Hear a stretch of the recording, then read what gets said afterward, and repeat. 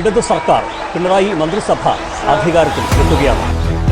പിണറായി വിജയനായ ഞാൻ നിയമം വഴി സ്ഥാപിതമായ ഭാരതത്തിൻ്റെ ഭരണഘടനയോട് നിർവ്യാജമായ വിശ്വസ്തതയും കൂറും പുലർത്തുമെന്നും ഞാൻ ഈ പറഞ്ഞതുപോലെ എങ്ങനെയാണ് അധികാരത്തിലേക്ക് എത്താനുള്ള വഴി തുറക്കുകയും ചെയ്യേണ്ടത് എന്നുള്ളതിനെക്കുറിച്ച് പഠിച്ചപ്പോൾ അവർക്ക് മനസ്സിലായ ഏറ്റവും പ്രധാനപ്പെട്ട കാര്യം ഒന്നാമത്തേത് പിണറായി വിജയൻ്റെ ഇമേജ് തകർത്തേ പറ്റുമെന്നാണ്.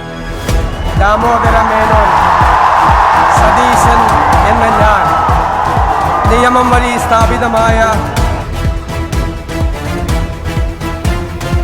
അതിഗംഭീരമായിട്ടുള്ളൊരു വിജയം, 102 സീറ്റുകൾ.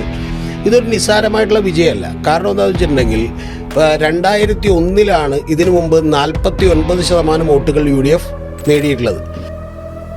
കേരളത്തിൽ മനസ്സിലാക്കിയ ഒരു കാര്യം, പിണറായി വിജയൻ എന്ന് പറയുന്ന ഒരാളാണ് ഇതിന് നെടുന്തൂണായിട്ട് നിൽക്കുന്നത്.